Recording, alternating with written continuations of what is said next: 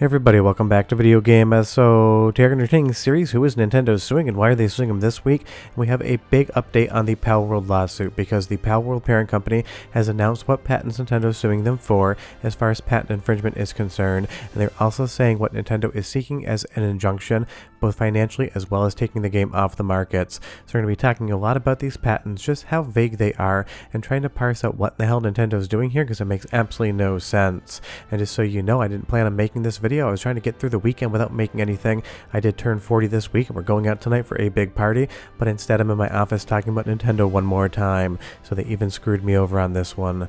All jokes aside though, it is very interesting to see what these patents are, and when I say they are vague, I 100% mean it. You could articulate the text of these patents to mean absolutely anything you want. It is so vague, it's basically the equivalent of press A to jump and then trying to get a patent on that in a video game. And as I stated from the beginning, this isn't about patents so much as it is that Nintendo is upset that another company is eating their lunch. They feel like they're being successful where Nintendo should be the only one that's actually able to do anything like this. And that's just Nintendo's thoughts. Obviously competition should be allowed, and Palworld really hasn't done anything in my opinion to merit the response from Nintendo. Somebody is very upset that they're succeeding where Nintendo should be the only one succeeding in their imagination, and this is where we are today, which is highly disappointing. But of course, you know, we're going to talk about it like we do all things Nintendo lawsuits. So Pocket Pair, the parent company of Palworld, released a statement on the patent infringement lawsuit, and the first thing they said is what Nintendo wanted, so let's discuss that right off the top. They want 10 million yen, which isn't a huge number for a company like Nintendo or Palworld. It really is a drop in the bucket, but the real thing they want is an injunction against Palworld. What an injunction means is, maybe in Japan or maybe worldwide, the courts step in and say, you can no longer sell or distribute this item. In this instance, it is a video game, but injunctions go against hardware, all sorts of things all the time. And if Nintendo was to be successful at getting an injunction in Japan or worldwide against Palworld and Pocket Pair, that would mean the courts would force them to pull Palworld off the market, off of Steam and every other platform it is sold on, and then they'd either have to fix the patent infringement and resubmit the game, or they would just have to walk away from it. That is genuinely what an injunction means. You can see this a lot in different hardware. There's been some injunction requests for iPhones and otherwise, and while they generally fail, this is what Nintendo really is seeking here, to get rid of the competition for Pokemon and remove Palworld from the market. Now, do I think they're going to be successful? I need to qualify my statement with, I am not in any way, shape, or form an expert in the Japanese legal system, especially in patents. My experience with entertainment business law, patent law, and everything else is based on a United States understanding of it. But I have filed patents for companies I've worked for, and I do have my name on a few different patents from like 17 years ago.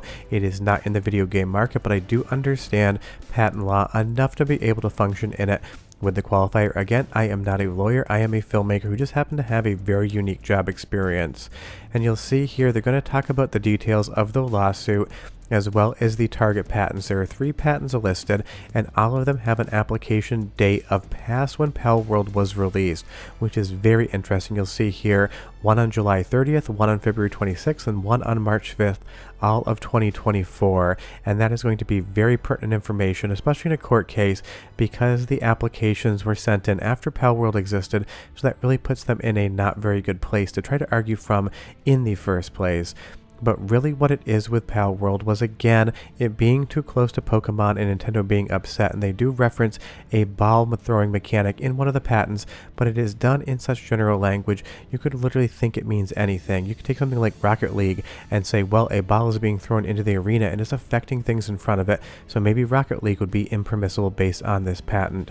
And we went over what we thought these patents are going to be in a previous video, but now we have concrete information as to what each and every one is. The first patent, which was filed on July 30th of this year, just talks about player input and player characters firing something on the play field that affects the virtual space in front of them.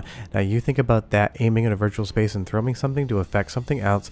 They are talking about a pokeball here, but just think about that, throwing something in a game that affects the virtual play field in front of you. And that could literally be thousands of video games ever created. Something like Cosmic Smash on the Dreamcast that just got a VR release would 100% be applicable under this, at least as I read it. And you'll see here they talk about controlling output signals, a laser sight in a shooting game using indicators, or showing the condition of a character on screen for tagging characters, objects, or location in a game screen, displaying a circle under a controlled character.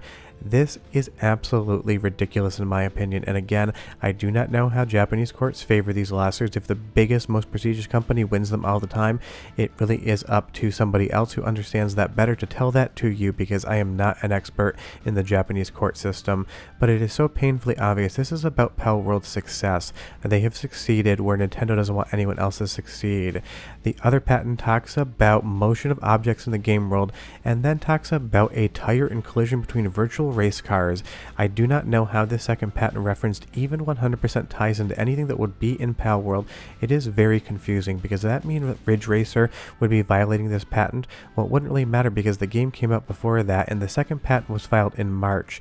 It is very curious that these patents came out after Palworld hit the market and was a success, because it came out in January, and by the time February rolled around, it was absolutely selling an epic crap ton of copies, and that's when Nintendo said they were aware of it and they were looking into it. It just feels absolutely like petty retribution, because Nintendo has hurt feelings, and this was filed in February, and it doesn't expire to 2041. That is the issue with patents that are so vague and people try to pursue lawsuits on them. We're talking about something that doesn't expire for almost 2 decades here. And then the third one talks about computing the motion of game characters with respect to other game characters, game objects, or elements of the game scene, for simulating the behavior of a group of virtual soldiers, or for pathfinding. Well, you know what that sounds like to me? Something like Disgaea, just controlling a tactical RPG. That could fall under this with that plain language. Or moving non-playable characters around in the scene, virtual soldiers. They even talk about virtual soccer characters. Think of how many soccer games there are. It is just absolutely confusing as to how this text here would stand up in any court of law, even in Japan, which I'm not super knowledgeable about. But just think about the timing of this. Palworld sold a metric crap ton of copies by February 2024. Nintendo was aware of this in January of 2024. And then suddenly one patent is filed in 2024, February to be specifically, when they had sold over 30 million copies of the game. The timing of that should not be lost on anyone. All of these patents were filed after Palworld came out, and the first one was filed when Palworld absolutely took off in the public consciousness and was doing epic sales numbers. We're talking about a minimum of $900 million in gross revenue. Granted, that gets reduced down to net, and that was only past that certain point in time. I'm sure it's probably a multi-billion-dollar franchise right now, and that, I think, is really obviously the crux of this entire situation. Nintendo sees a competitor making billions of dollars with a very similar video game, and they just do not like that whatsoever. There should be fair and open competition in the video game market, the same way there should be fair and open competition in any consumer market. To not have competition would be a monopoly, and many countries protect against monopolistic practices, but it seems like what Nintendo is trying to do here is abuse the patent and court system to take out their competitors, and that is absolutely disappointing and should not be celebrated by anyone. And again, these patents, they are so general and so vague, you could read them to mean almost anything, and pretty much any video game that exists is probably violating at least one of the 3 of them. There seems to be selective prosecution and selective filing of patent infringement claims against a company that's doing something similar to what Nintendo's doing, and they just don't like it. Because honestly, leave me a comment down below. What other games can you throw a ball-shaped item into the playfield and affect the things in front of it? Something like NBA Jam would qualify for like that. Something like a modern Madden game would qualify for that. And they really just want to make sure Palworld cannot be on the market, because 10 million yen is a big number to you and me, but to somebody like Palworld and Pocket Pair, the parent company, it really is just a rounding error in a lot of respects.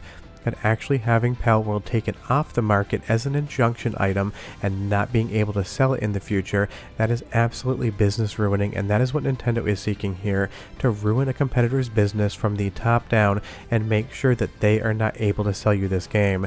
And you know what happens if that happens? Any other person that thinks in the future they want to make a game that is similar to Pokemon but completely different at the same time, they're not going to go near it with a 10-foot pole, because they're going to know if they are successful and Nintendo is upset, they are going to get sued too, just like you see Palworld being sued here. So this is absolutely 100% disappointing. It is just Nintendo being Nintendo again, petty, vindictive, and trying to throw their weight around to prevent competition in their own field. But short of that, if you have any questions or comments, leave them down below. I'm going back to my 40th birthday party because I really didn't want to make any videos today, but this one was important. But I'll see you guys next time. Bye-bye.